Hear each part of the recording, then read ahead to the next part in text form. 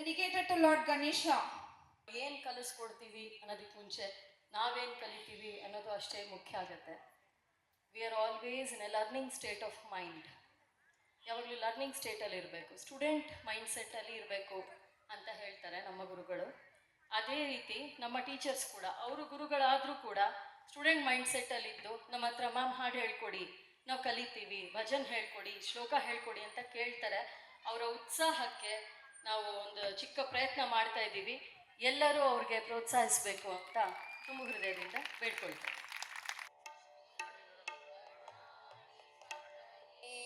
ನಮಃ.